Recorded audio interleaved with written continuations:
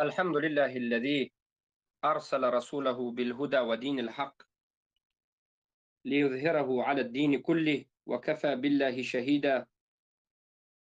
وأشهد أن لا إله إلا الله إيمانا به وتوحيدا، وأشهد أن محمدا عبده ورسوله صلى الله عليه وسلم تسليما مزيدا.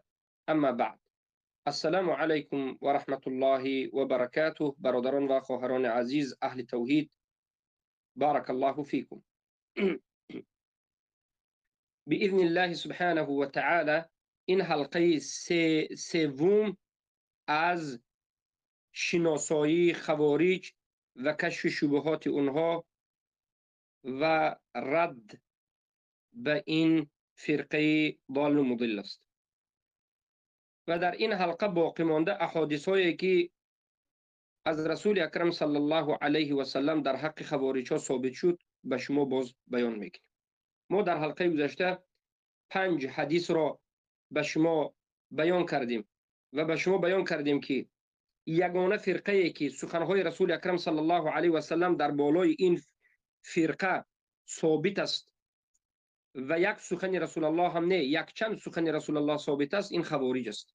اما باقی مانده فرقه ها گفتیم قول راجح همین است که سندها مشکلی دارد.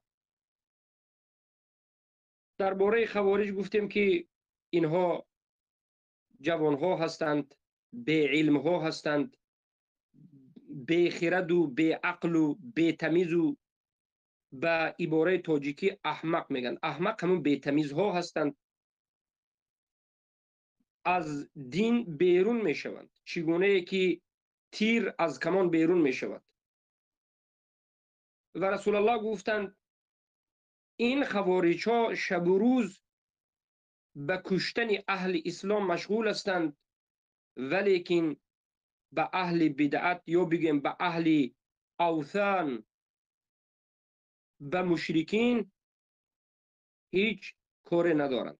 یعنی مشرکین را گذاشتند، مسلمان ها کتی می جنگند، یقتلون، مسلمان ها را می کشند، اهل اسلام می کشند، اما مشرکین گذاشتند.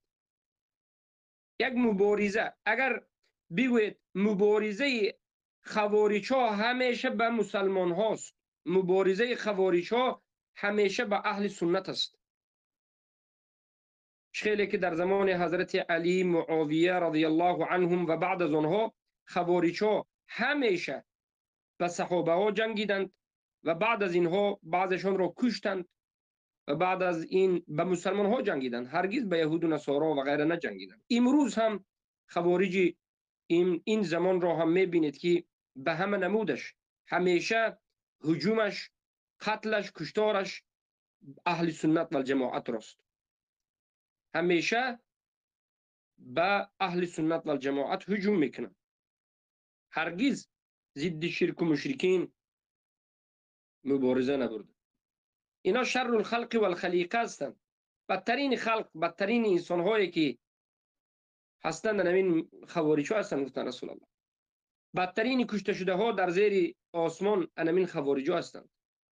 و بالاخره با اینها نماز میخوانند، روزه میدارند. نماز را از شما موحدین دیده این خوارج ها شاید درازتر و طولانی تر بخوانند، زیادتر از شما شاید روزه بگیرند، اما از دین برآمدند. این بود حدیث هایی که ما در حلقه گذشته به شما بیان کردیم. حالا هم یک چند حدیث است که باید به شما بیان بکنیم. حدیث دیگر که بارک الله فیکم امام البخاری هم روایت کردند و دیگر از محدثین هم روایت کردند، از ابی سعید الخدری است رضی الله عنه قال بينما نحن عند رسول الله صلى الله عليه وسلم وهو يقسم قسما بارك الله فيكم أتاه ذو الخويصرة وهو رجل من بني تميم فقال يا رسول الله اعدل، فقال ويلك ومن يعدل إذا لم أعدل، قد خبت وخسرت إن لم أكن أعدل. فقال عمر يا رسول الله ائذن لی فیه فاضرب عنقه فقال دعه فإن له أصحابا يحقر أحدكم صلاته مع صلاتهم وصيامه مع صيامهم يقرؤون القرآن لا يجاوز تراقيهم يمرقون من الدين كما يمرق السهم من الرمية. ابو سعید الخدری رضی الله عنه میگویند که در حالتی که ما در نزد رسول الله صلی الله علیه و سلم بودیم و رسول الله قسمت را تقسیم میکردند. قسمت این همان غنیمت یا همان پول بیت المال. خیلی که روایت دیگر این را شرح میدهد. حضرت علی رضی الله عنه از یمن انا همون زکات های را که جمع کرده بودند تلای را آوردن به نزد رسول الله. رسول الله صلی الله علیه و سلم انا همین تلا را به 4 قبیله که نو مسلمان شده بودند بر رؤسای 4 قبیله این تلا را تقسیم کرده دادند. یک مردی که این را ذوالخویسره می گفتند، بعد از تقسیم نمودن این یعنی پول بیت المال یا این غنیمه بر رسول الله صلی الله علیه و سلم ذوالخویسره گفت که انمی ذوالخویسره از کجا بود؟ این مرد از قبیله بنی تمیم بود. بر رسول الله گفت که ای رسول الله عدل کن. در روایت آمده است که اعدل فانک لم تعدل. عدل کن، تو عدل نکردی، در این تقسیماتی که کردی بدون عدل تقسیم کردی. بارک الله فیکم. البته که در روایت اکثر روایت آمده است که اعدل، فقط هم خل اعدل گفت. عدل کنی ای رسول الله. یعنی خودی همین عباره عدل کنی ای رسول الله معناش چی است؟ یعنی تو عدل نکردی، تو عدل کن. تقسیماتی که رسول الله کردند این انسان گفت که این ظالمانه است، این ناعدلانه است، این ناانصافانه است. رسول الله صلی الله علیه و سلم غضب کردند. به گفته این مرد غضب کردند. گفتند ویلک، وای بر تو، اگر من عدل نکنم کی عدل میکند؟ و من یعدل اذا لم اعدل، کیست همان کسی که عدل میکند اگر من عدل نکنم؟ یعنی کیست همان کسی که عدلش از من زیادتر باشد؟ آیا یگان نفری از رسول الله صلی الله علیه و سلم دیده عدلش زیادتر بود در همون وقت یا تا روز قیامت؟ رسول الله امام عادلین در روی این دنیا از همه به عدلترین انسان است صلی الله علیه و سلم. و رسول الله گفتند خبت و خسرت، زیان کشیدی، خسارت زده شدی. این لم اکن عادل، اگر من عدل نکنم. البته این دلالت میکند که رسول الله از سخن این انسان رنجیدند و این طعنه به رسول الله شد. راست نمیخیل طعنه زد رسول الله را، به رسول الله نش زد. این کفر است. علمای اهل سنت و الجماعت وقتی که در مسئله کفر حجت میارند که در زمان رسول الله بعضی کسها کفر را کرده و کافر شده، یکی از دلیل هاشون همین است که همین انسان ذوالخویسره وقتی که رسول الله را گفت که عدل نمیکنی یا عدل نکردی عدل بکن، این طعنه به رسول الله شد، این کفر شد و به همین سخنش عمر رضی الله عنه این ذوالخویسره را تکفیر کرد. برای همین عمر رضی الله عنه به رسول الله گفت که یا رسول الله، ای رسول الله، ائذن لی فیه فاضرب عنقه، اجازت بده مرا در بالای همین انسان که گردنش را بزنم. برای چی؟ برای که این مرد وقتی که پیامبر را طعنه زد و گفت که تو رسول الله عدل نکردی عدل بکن.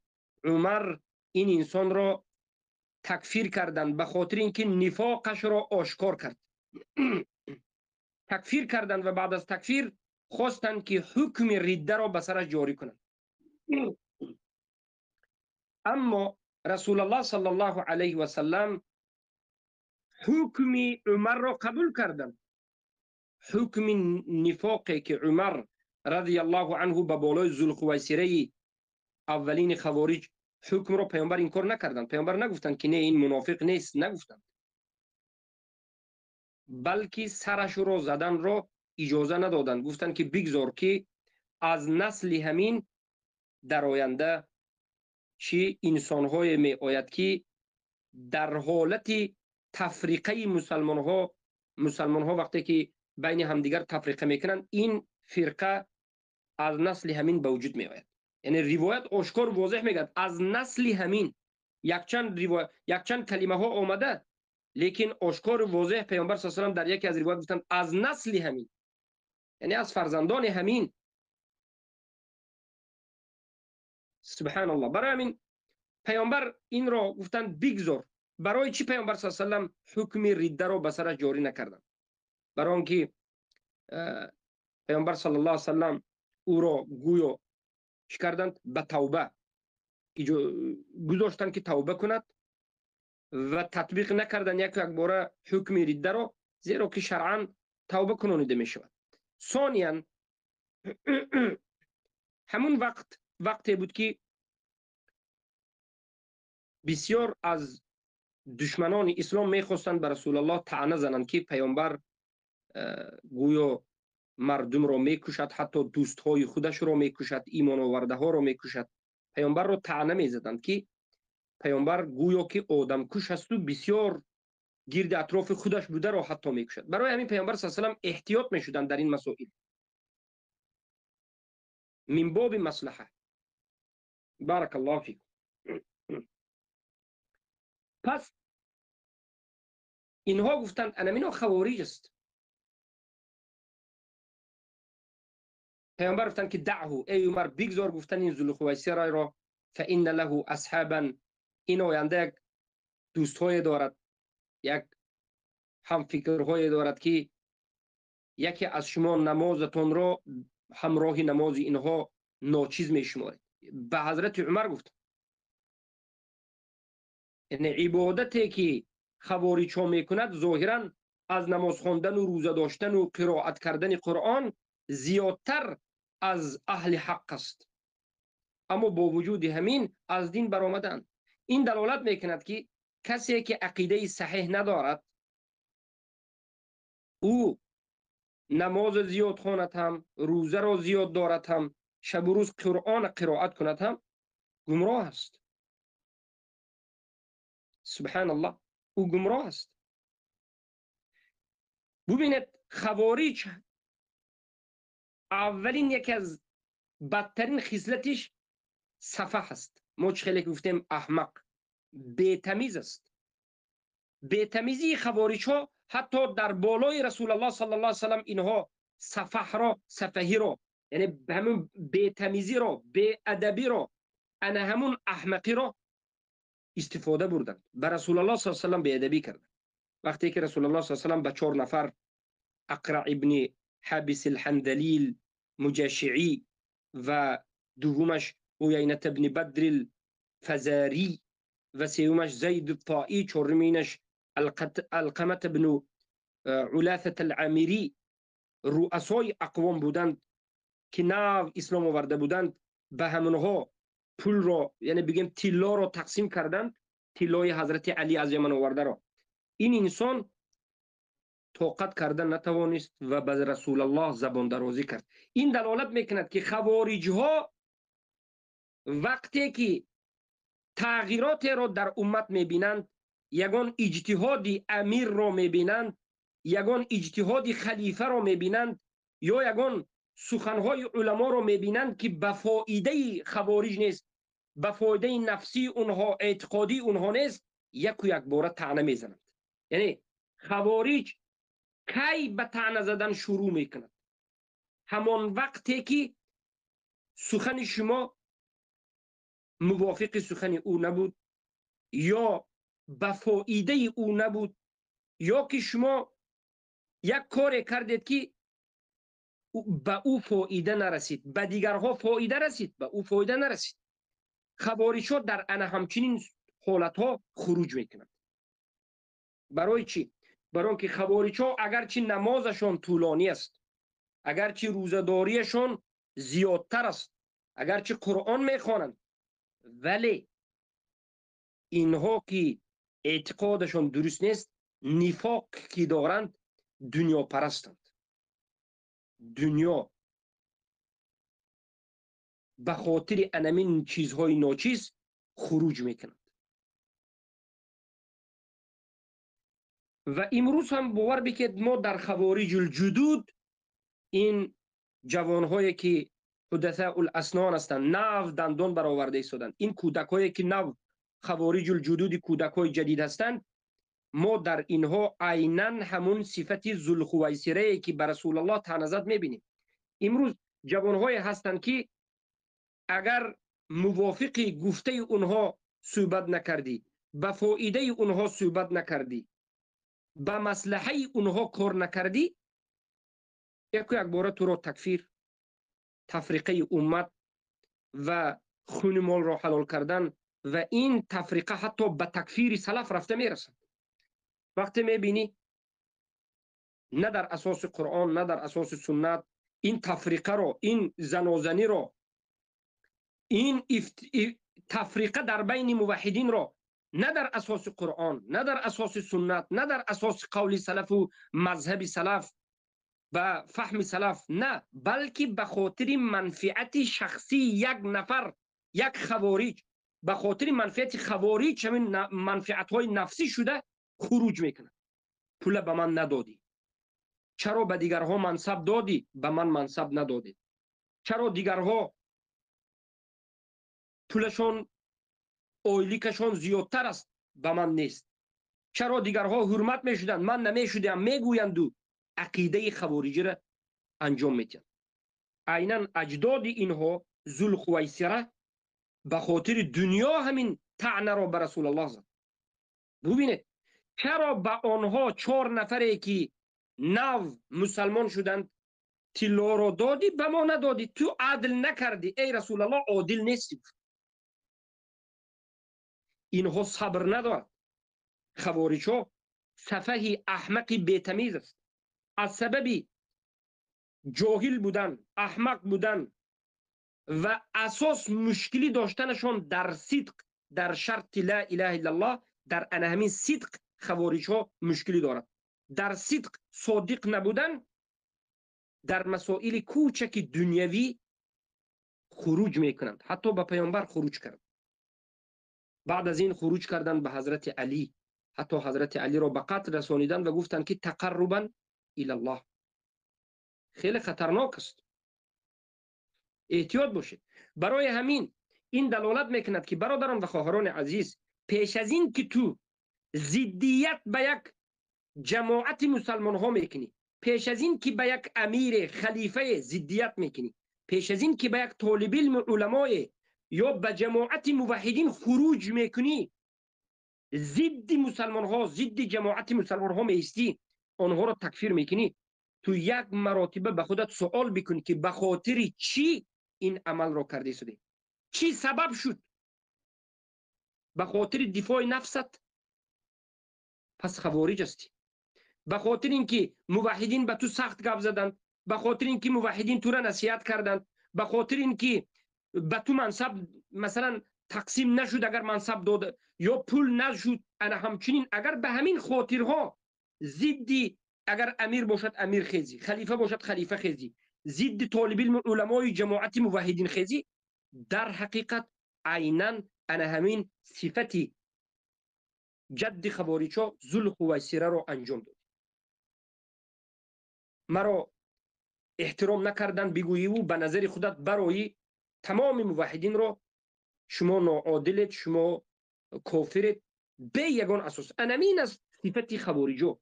برای همین بسیار برادران و خواهران موحدی که امروز هستید، از ضدیت کردن خیلی احتیاط باشید. این ضدیت خطرناک است. ضدیت کردن به جماعت موحدین، به علما و به طالب علمان، این خوب نیست. شما پیش از ضدیت، پیش از برآمده یک موقع گرفته خودتون را علاهیده جدا کرده، دیگرها را گمراه گفتن و همه را ناعادل گفتن، یک مرتبه فکر کنید که به خاطر چی این کارو کردید. اگر شما در اساس عقیده بکنید، در اساس قرآن و سنت اگر این کار کرده باشید، حق است.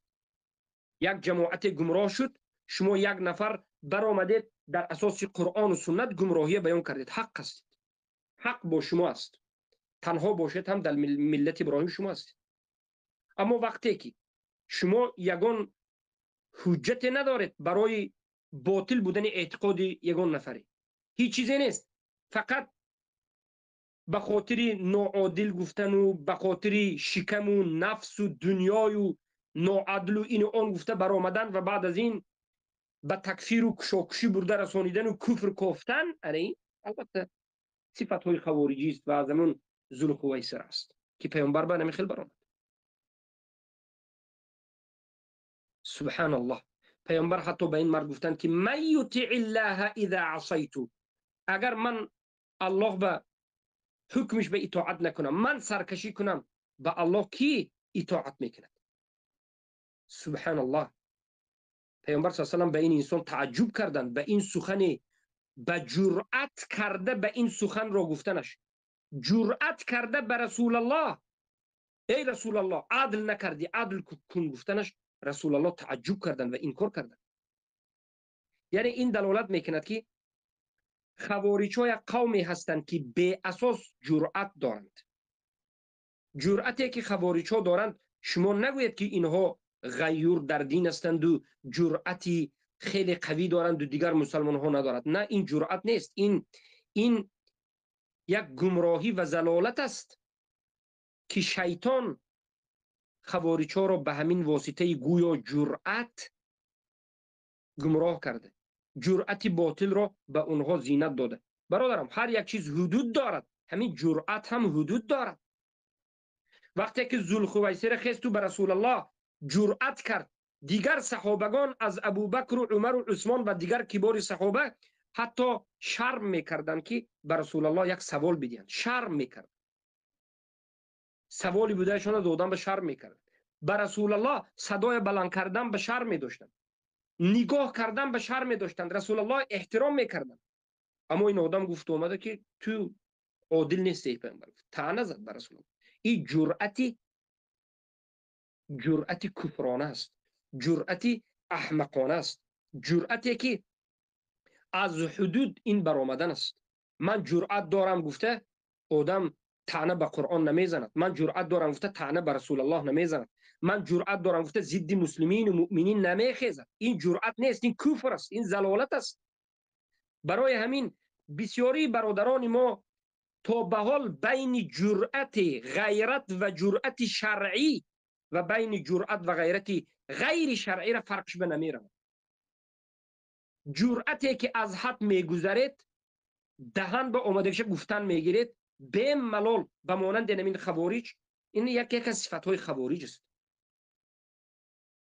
جرأت کردن در رو بروی قرآن، جرأت کردن در رو بروی سنت، قبول نکردن قرآن و سنت، تحقیرآمیزانه گپ زدن به ضد قرآن و سنت، همه را به یک کلمه تکفیر کرده رفتن. این جرأتی که بله این جرأت داشت، همون کسانی داشت که گمراه بود.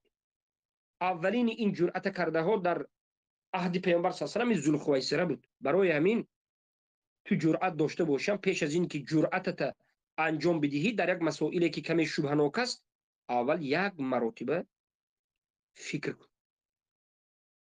بارک الله فیکم. و رسول الله در دوامش گفتن که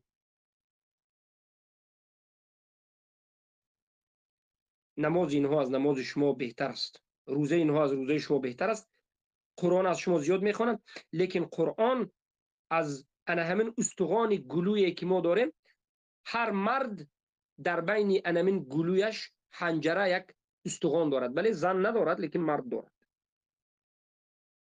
حالا ببینید یک استخوان در بین گلوی شما حنجره حلقوم به وجود دارد، زن ندارد، مرد دارد. پیامبر گفتن که خوارج‌ها قرآن میخونند اما از همین حنجره پایان به نمیزد، یعنی قرآن نمیفهمد، عمل نمیکند و در فهم و عمل قرآن گمراه است. سبحان الله. زیرا که تراقیهم، تراقیه، کلمه تراقیه جمع هست.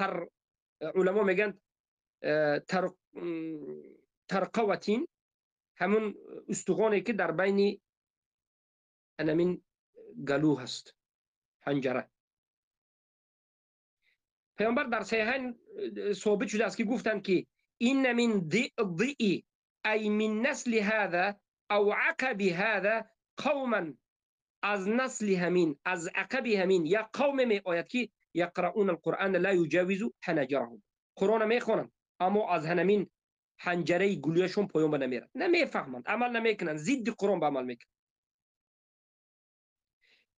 یعنی قرائت اینها الله قبول نمیکند. قرائت اینها قرائت به قرآن دارند، نماز دارند اما اعتقاد ندارند، اعتقاد به قرآن ندارند، اعتقادشان مخالف قرآن است. قرآن گفته است که هر کسی که شهادتن را میگوید، نماز میخواند، مسلمان است، اگر کفر شرک او را ندیدی مسلمان بگو. اینها میگد که نه، هر کسی که نماز خواند هم شهادتن بگوید هم کفر شرک نکند هم این کافر است. ضدیت به قرآن کردن. قرآن میخواند لیکن ضد قرآن صحبت میکنه. الله المستعان. پس انمین است این خوارج‌ها، این خوارج‌ها انا همین هستند که سبحان الله ما باید احتیاط شویم. این بود یک حدیث.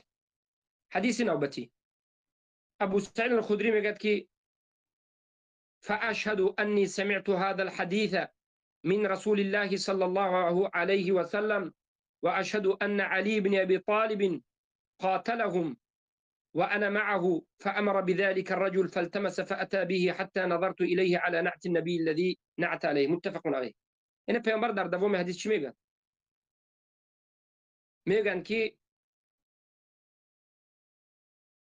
از عقب انا همین مرد، از نسل همین فرزندان همین یک فرقه میبراید، خوارج ها میبراید که در وقت تفریقه مسلمان ها از مسلمان ها جدا میشن. وقتی که دو جماعت مسلمان به هم دیگر تفریقه کرده، جنگ کرده ایستادگی، به خوارج ها جدا میشن. گفتند نشانه خوارج بودن آنها چی است؟ گفتند در بینشون، گفتند در بین این خوارج ها یک مرد میبرد که سیاه است. آیتهم رجل اسود. نشانه خوارج بودن اینها این است که نشانه شون این است که یک مرد سیاهی که یکی از مشک های دستش، مشک دست میدونید از آری تا کیف تمام مشک میگه، یک مشک دستش به مانند سینه زن کلان است، یعنی مشکدار، آدمی که مشک دستش خیلی دمیده است و می جنبد مشک دستش. و یخرجون علی حین فرقه من الناس. و این خوارج هایی که از نسل ذوالقویصر هست همان وقت می برایند و ظاهر می شوند که مردم در حالت تفریقه بودند. حضرت ابو سعید الخدری که این حدیث را از رسول الله شنیدن میگن که من شهادت میدم که این سخن را از رسول الله شنیدم و شهادت میدم که علی ابن ابی طالب رضی الله عنه انا همین خوارج ها را کشتند. پیامبر گفته بودند که وقتی که مسلمان ها در بینشون تفریقه می شود، دو جماعت مسلمان، در این تفریقه از هم کسی که به حق است، در حق است، همون کسی است که خوارج ها را میکشد. وقتی که حضرت علی و حضرت معاویه به هم دیگر اختلاف کردند رضی الله عنهم، خوارج ها را کی به قتل رسانید؟ خوارج هایی که پیامبر گفتند که در بینشون یک مرد سیاه است، یک دستش مشکش انو خیلی بزرگ است به مانند سینه زن، گفتند مشک دارد. علی رضی الله عنه گفت. پس در اختلافی که در بین مسلمان ها شده بود گفتند علی حق است. یکی بالاخره بارک الله فیکم، حضرت ابو سعید الخدری میگن که شهادت میدیم که من اینچنین شاهد بودم که علی رضی الله عنه انا همین خوارج هایی که پیامبر گفتند به وجود می آید و کشتنشان اجر است و هر کسی که آنها را می کشد حق است. علی آنها را کشت در نهروند. بعد از اینکه علی رضی الله عنه خوارج ها را تار و مار کرد، همش کشت، علی گفتند که همون علامتی که رسول الله گفته بودند، مرد سیاهی مشکدار کوبت یابت بیارید اینجا، کوفتند یافتند، در حقیقت این مرد به نزد علی آوردند که در حقیقت خیلی که پیامبر میگفتند مرد سیاه، یکی دستش مشکدار، خیلی که این شهادت رو ابو سعید الخدری داد. قاتلهم و انا معه فامر بذلك الرجل فالتمس فاتي به حتی نظرت الیه. میگه منم نظر کردم به همون صفاتایی که رسول الله کرده نظر کردم، عیناً همون صفتی که رسول الله کرده بود در او وجود دارد. یعنی پیامبر گفتن که خوارج ها به وجود می آید، یک مرد سیاه دستش مشکدار، عیناً همین گفتی رسول الله صلی الله علیه و سلم رو ما پیدا کردیم. این حدیث متفق علیه است.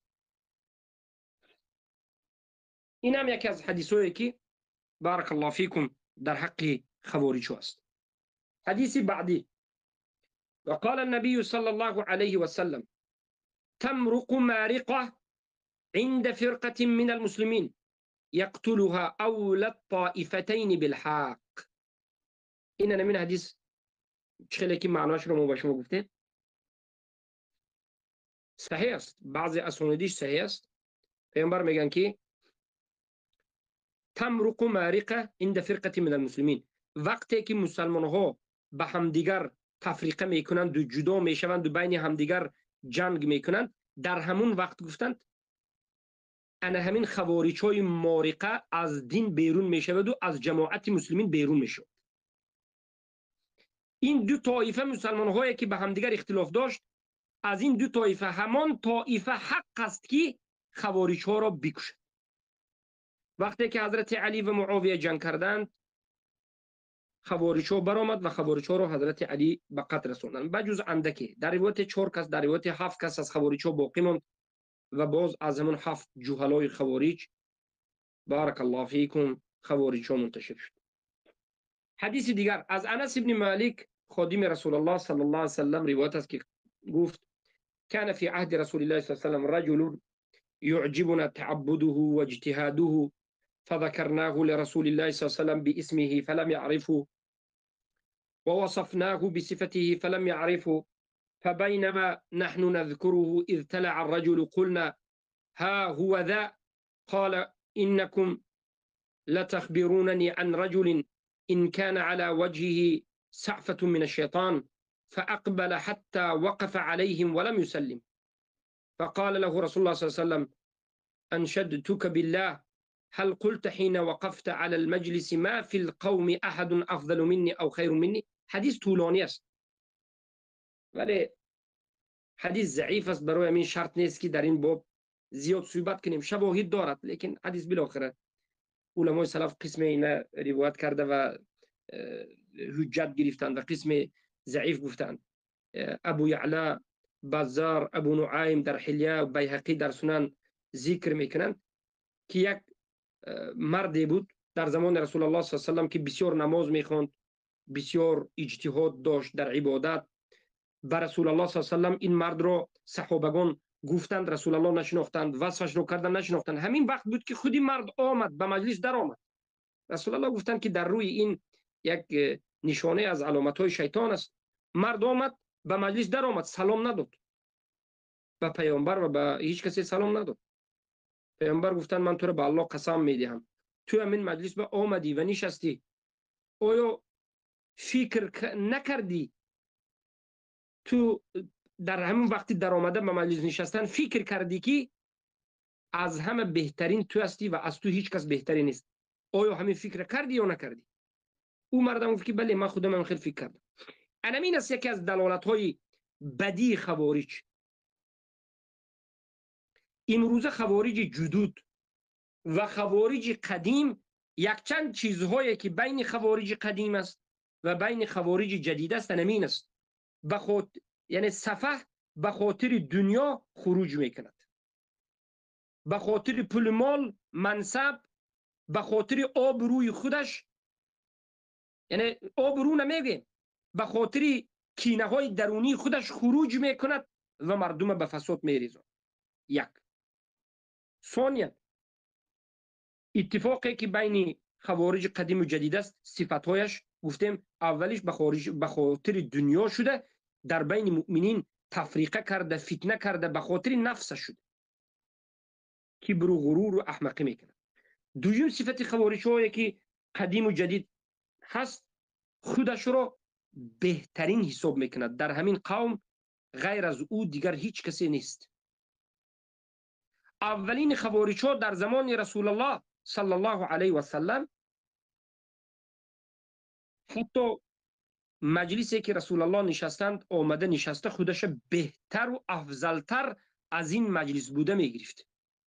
امروز خوارج های چوجه ها در روی دنیا هیچ کسی را مثل خودش هم نمیداند، لااقل مسلمان نمیداند. این صفت هایی که شما باید خوب دقت بدید. چرا من این صفت ها رو گشته و برگشته تکرار میکنم؟ زیرا که اولین پیداشوی اعتقاد خوارج از همین صفت است. یعنی کدام وقت انسان آهسته آهسته آهسته خوارجی حقیقی میشد، کلاب و نار میشد، سگ جهنمی میشد، همان وقتی که اول خودش را از همه بهتر و افضلتر فکر میکند. همچنین فکر میکرد که هیچ کسی مثل من نیست، هیچ کسی مثل من مخلص نیست، هیچ کسی مثل من نمازخوان و روزدار و صادق نیست، هیچ کسی مثل من غیرتدار نیست، هیچ کسی مثل من براءت ندارد، من از همه بهتر و افضلترم. و دیگر مسلمان ها را نظر ناگیری میکنه، نه احترام دارد، نه یک قدردانی دارد، نه نیکویی کسی را میداند، از همه جانب دیگرها را از همه جانب تحقیر میکند، پست میزند، نادیده میگیرد، خودش بالای همه، در حالتی که نه علم است، نه ادب است، نه هیچ چیزی ندارد. اولین زینه گمراه شدن همین است. اگر خوارج ها ان همین صفت نداشتند، خوارج نمیشدند. باور بکنید، اگر خوارج ها خودخواه، نفس پرست خبیث نمیشدند، خوارج نمیشدند.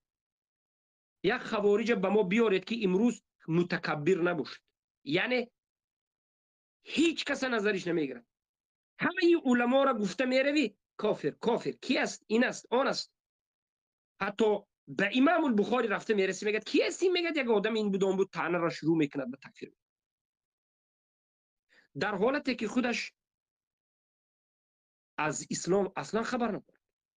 انمین نظر ناگیری کردن، تحقیر کردن، زینه اولی خوارج شدن است. احتیاط شو. شیطان هرگز یک آدم مسلمان را آمده یک بار کافر شدن، کافر شو نمیگوید، خوارج شو نمیگوید. آهسته آهسته اول به تو خودخواهی را، کبر را، خودبینی را، تحقیر کردن دیگر مردم را، خودت را از همه هدایت شده تر، از همه بهتر و افضلتر من هستم بگی. یعنی زینه اول است. بعد از این به زینه دوم میگذری. زینه دوم، در جایی که جاهل هستی، علم نداری، نمیفهمی، آمده خودت رو داخل کرده ضد شریعت صحبت میکنی، اما بیخبری. شیطان تو را فریب داد، تو بیخبری. برای که تو زینه اول به خودت رو از همه افضل گفته بودی، زینه دوم فکر میکنی که تو افضلی، به همه قرآن و سنت هم انکار میکنی. تمام روی دنیا کافر در نزد یک خوارج، خودش یگانه اولیو. این است صفت خوارج قدیم و جدید را ببینید. خودخواهی، نفس پرستی، دنیا، و بعد از این شعار پرتایی. صفت سوم که خوارج قدیم و خوارج جدید این صفت ها را دارد، شعار پرتافتن. شعار یعنی کبر دارد، به خاطر دفاع نفسش، به خاطر هوا و هوسش بگوییم، به خاطر مال دنیا، تفریقه در بین موحدین، تحقیر بهترین مؤمنین و مسلمین، تحقیر و توهین، و بعد از این شعار میپرد. اینها عادل نیستند، اینها حقگو نیستند، اینها غمخوار امت نیستند، اینها این هستند گویان این زینه سوم، مرتبه سوم شعار میپرتوید، شعار که به این شعار مردم جاهل باور میکنند. بله مردم هست، بله انسانهای عادی جاهل هست که از سبب نفهمیدن نازکی های مسائل دینی مردم عامه به این شعار پرتایی ها باور میکنند. خوارج نشناخته پیرو از او شده به مسلمان کشی شروع میکنند. سبحان الله. اگر ما خوارج ها را خوب نشناسیم برادران و خواهران عزیز، اگر ما خوارج ها را امروز خوب نشناسیم، وقتی که مسلمان ها در یک جا جمع شدیم انا همان روز بعد از این که ما را میکشد، زن ما را کنیز میگیرد، فرزندان ما را میکشد، بعد از این ما میشناسیم. برای همین پیش از این که این خوبسا همون روز برسد، پیش از این که اینها مسلمان کشی را شروع کند، ما باید خوارجا را امروز شناسیم. امروز شناسیم. جوانهایی که خودشان از همه افضل میدانند، در حالتی که اصلا فهم عادی ترین مسائل علم ندارند، قدم اولین خوارج ما به اینها نصیحت بکنیم، دست جمعانه ما اینها را پیش راه کبر و غرورش بگیریم. زینه دوم، وقتی که جوانهایی که حدثاء الاسنان جهلای به علم هستند می آیند در بالای بهترین این امت صحبت میکنند، تحقیر میکنند، توهین میکنند، طعنه میزنند، تکفیر میکنند، بالعموم در روبروی اینها خاموش نشستن، این خیانت است. اینها را رفته گپش گوش کردن و گرد اطراف نشسته خیانت به دین است، نصرت به بدعت کفر است. کفر نعمت نمین است. نصرت به کفر است همین است که آهسته اینا میبرند مسلمان کشی میکنند. یهود و نصارا برای ما لازم نیست. خود همین 4-5 جوانی که اول کبر بعد احمقی و زینه سوم گفتیم شعار پرتایی میکنند. وظیفه ما چی است برادران و خواهران عزیز؟ وظیفه ما انا همچنین متکبره هایی که در اساس جهل خود را از همه افضل میدانند پیش راه اینها را از همین روز ما باید بگیریم، نصیحت بکنیم، حجر بکنیم. اینها کی هستند که نه تعلیم گرفتن، نه خواندن، نه فهمیدن، پروای ندارند، اما خودشون را از همه افضل میدانند و بسیاری اینها با بزینه دوم، مرتبه دوم گذشتگی هستند. تمام علمای افضل این امت را تکفیر، طعنه، تحقیر و بهترین این امت را تکفیر، حکم کنندگان به حکم الله و رسول را تحقیر، خودشان در دار الکفر و این چنین همه مسلمان های روی عالم را تکفیر.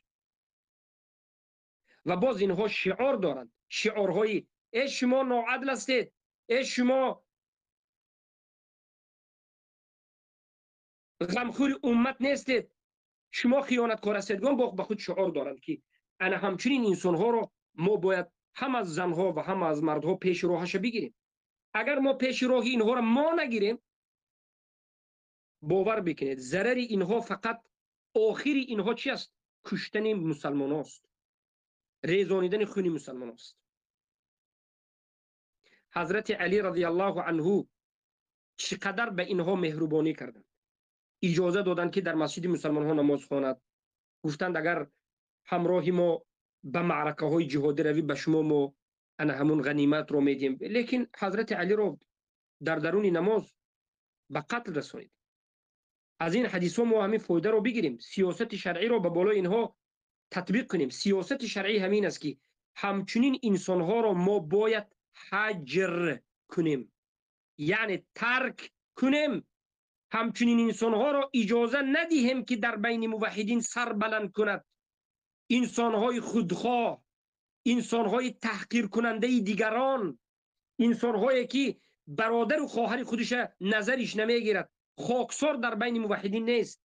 انسان هایی که شعارهای فتنه میپرتاید، شعارهای فتنه، عدل نداری، حکم به حکم غیر الله کردگان، در حالتی که حضرت علی رضی الله عنه حکم به حکم الله میکرد.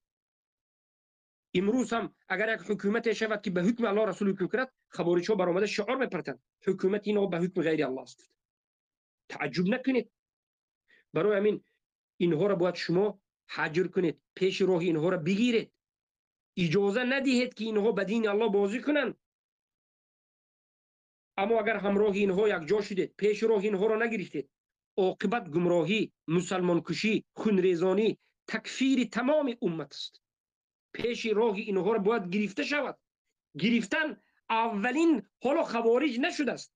کسی که خودش از همه بهتر میداند کبر میکند حالا خوارج نشد، حالا زینه اول به طرف خوارج رفته است. بعد از این کم کم جاهلانه هی شما عدل ندارید، هی شما این دانید گفته پریتنزیا کرده و ضدیت کرده میسه. قدم دوم، بعد از قدم سوم شعار، بعد از اینکه همه را تکفیر کرد شعار پرتوی کرد مردم انا به خوارج. ما اینها رو باید در زینه اول اینها رو باید تربیه بکنیم، در بین موحدین باید تربیه بکنیم، خوارجا رو بشناسیم. به ما باور کنید یهود و نصرانی برای نابود کردن مسلمان ها اینقدر لازم هم نیست. همه این مسلمان ها رو برد و در یک جا گذارد، در یک سرزمین، همین خود خوارج ها مسلمان ها رو نابود میکنند.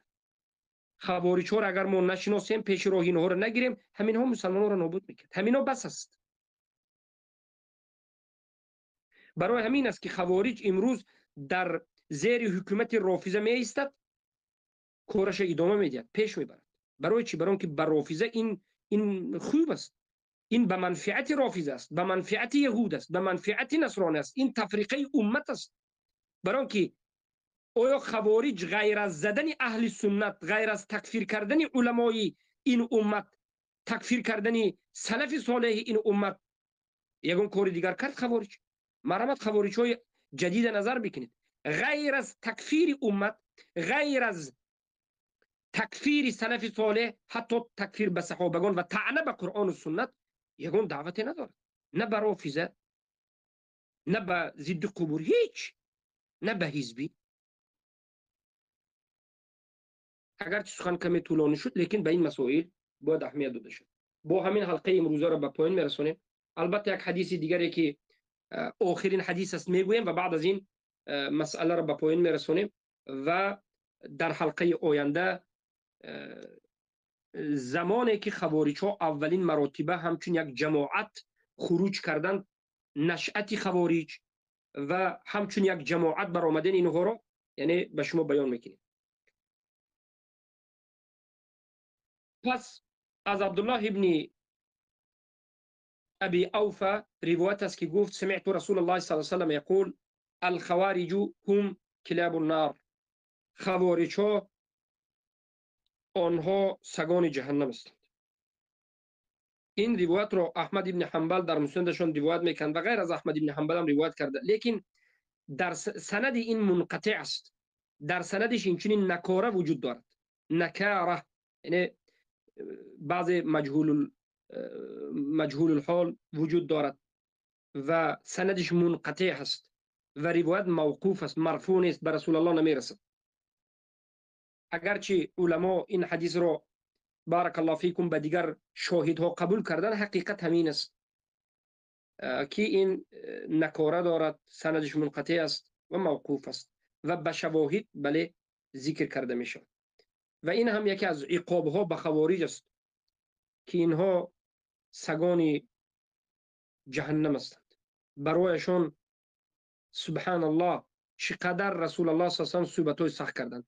حکمشان در این دنیا، کشندگان خوارج را کسی که میکشد اجر بهترین میگیرد. خوارج ها بدترین انسان ها، بدترین کشته شده ها در دوزخ، تگ دوزخ. برای چی؟ برای آنکه خوارج ها مسلمان کشند، خوارج ها تکفیر کنندگان مسلمانند، خوارج ها ضد قرآن رفتند. قرآن مسلمان گفته خون مالش حرام کرده، خوارج آمده اینه خون مالش حلال میکند، قتل و کشتار و تفریقه در بین امت. الله المستعان.